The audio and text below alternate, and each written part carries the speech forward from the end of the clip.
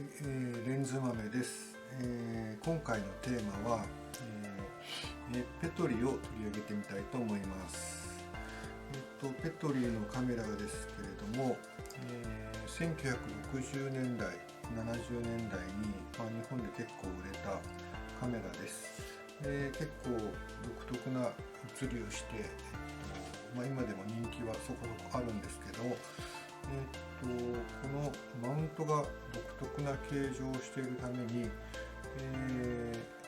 今のデジタルカメラでは、なかなか使いづらくて、逆にお安く手に入ってしまう。で、ここのマウントを、うまく使えば映るっていうことで、マニアの方は、レンズを改造したりして、使ってらっしゃるのも結構見受けられます。今回は、このマウントの、ペトリのレンズを使って、この私の、いつもよく使っているこのオリンパス2300っていう、コダックの CCD が、ついた、これも昔のデジカメですね。こちらのカメラに、でペトリを使ってみようっていうテーマで、進めていきたいと思います。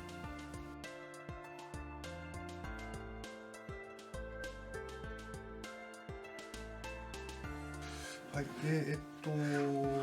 カメラを2台用意したんですけど、何が言いたいかというと、こちらはペトリ V6 っていう、とてもポピュラーな、機種です。こちらが、ペトリ FT といって、ちょっと世代的には新しいカメラになります。何が違うかっていうと、このマウントの形状が違っていて、今回のテーマではこの FT の方のマウントを使ってみたいと思います。早速、分解してみますね。はい、それぞれネジ取り外してみたんですけど、この違いが、お分かりになりますでしょうか。厚みがそもそも違っていて、この裏側の形状が、かなり違います。こちらの V6 の方はここが高くなっていて、ここが1箇所でしか接着しないのかなっていうのがあるんですね。こちらの FT の方は、こういう形で、割と平たい形のマウントをしていて、こちらの方が、接着した時に、うまくくっつくんじゃないかっていうふうに思っています。でそれで、フランジバックっていうものがありまして、何かというと、このレンズのこの、マウント面から、カメラの、フィルム面のところまでの距離、これが、オリンパスのこの、フォーサーズのカメラは40ミリ、ペトリの、カメラは 43.5 ミリと言われているので、ちょうどこの厚みがですね、この内側のここの高さの厚みが3ミリぐらいあれば、これを強引にペットを接着した時に、ちょうどよくフランジバックが出るのかなっていうのが、今回、目をつけたところなんです。で早速今度は接着の方に入っていきたいと思います。はい、それで、これがその FT の方のマウントの、裏側なんですけど、接着剤が染みて固着してしまったら意味がないので、マスキングテープをこれから貼っていきます。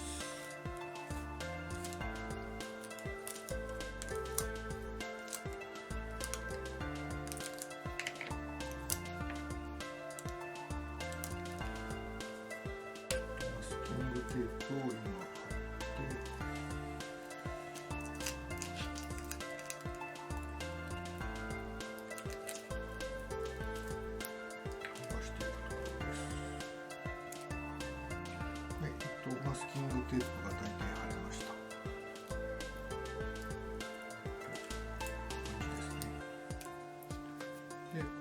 れたものを、接着剤で、こんな感じで接着してみたいと思います。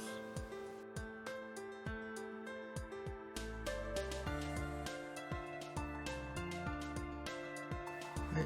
一晩経ちまして、接着できていると思います。このマスキングテープを伸ばしていこうかなというところです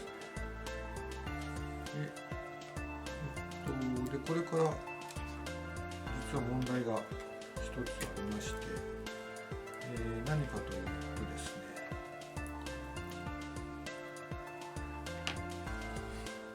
このペトリのレンズですけれども、ここに絞りの連動のバーが1個ついてまして、これをつけようとすると、そのバーのこの先端がこの奥に干渉してしまって、これがつけることができません。調べてみたんですけど、結構しっかりこのレンズについてるので、もうノコギリで金属用のノコギリで、落としちゃおうかなというふうに思います。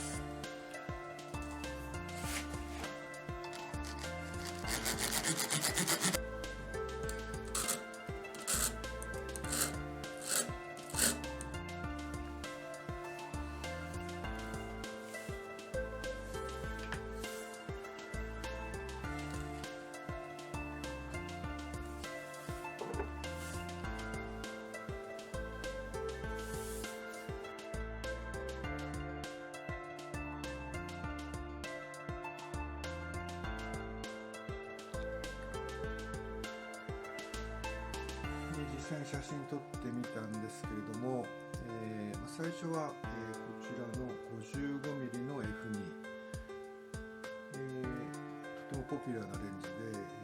ペトリのレンズを探して、この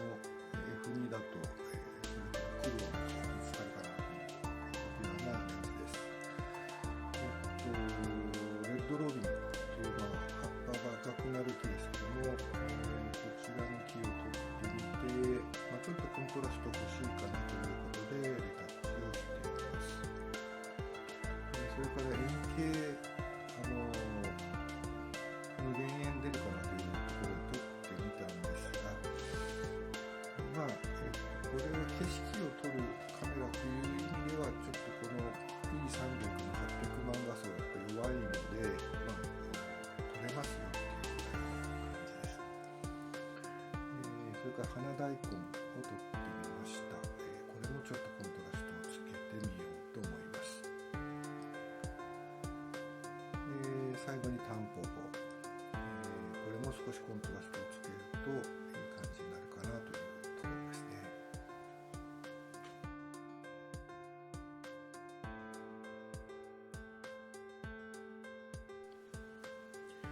はい、次に、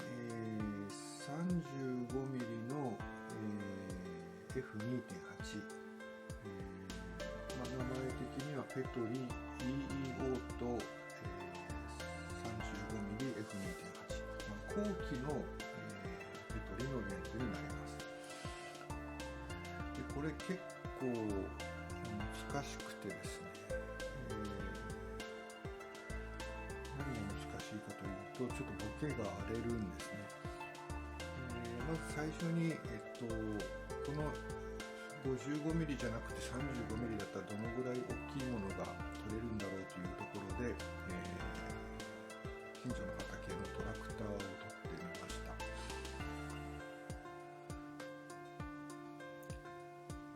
それから桜の木を撮ってみたんですが、なかなかに怪しい絵になりまして、これはこれで面白いかなっていうのはあるんですけど、やっぱりちょっと E300 力不足なので、もうちょっと画素数のあるカメラでこの円形、桜の木全体を撮ったりすると、迫力のある映像を撮れるかなとかっていうのはちょっと思いましたね。から、ひなげしの写真、ちょっとやっぱ被写体によってで後ろがボケて、なんか絵画調になるっていうのがこのレンズの、いい味が出る撮り方なのかなっていうのが、あります。その次撮ったタンポポですけど、ちょっと正直ボケがうるさい感じがして、ちょっと綺麗な写真っていうのには逆に遠くなっちゃったかな。こういうふうにボケが荒れるので、逆にこのレンズとしては、撮り方をのチャレンジというか工夫しなきゃいけない。それから、デイジーの種類だと思うんですけど、キク科のこの花を撮ってみたんですけど、この絵の、この花だったら 55mm ですっきり後ろボケを作った方がいいかなっていうところで、これも 35mm で撮るのかなっていうふうに逆に思ってしまいました。その次にチューリップ撮ってみたんですけど、こういうふうに後ろの映像が何かしらこうぼんやりと情報を提供するみたいな絵だと、この 35mm しっくりくるかなというところです。最後は、スバラキシストリコロールっていう花らしいんですけど、お庭の花が、お庭の感じが、よく出てくれたかなという絵になっています。最後は、135mm の F3.8 ですね。F3.8 っていう、ちょっとF 値が 2.8 じゃない分、若干お安く手頃な価格で手に入るっていう望遠系のレンズですけど、これ結構楽しかったです。レンズ的には、このですね、最短が、2メートルぐらいにしか寄れないので、私たまたまこの、ペトリの、純正の、マクロチューブを手に入れたんですけど、これがなかったら逆にちょっときついかなというところですね。これがあると絵的にはすごい単純な絵になるので、撮りやすい感じがしました。最初はヒメツルソバっていうのを撮ってみました。それから木工花ですね。それからどっかの雑草のなんか種みたいなやつなんですけど、結構これも立体感がうまく出て、いいかなというところで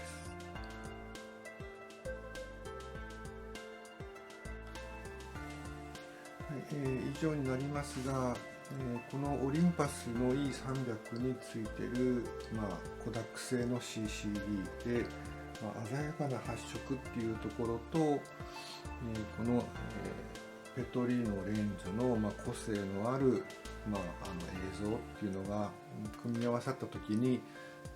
どんな感じで撮れるのかなっていうのが、私自身楽しみでやってみてみました。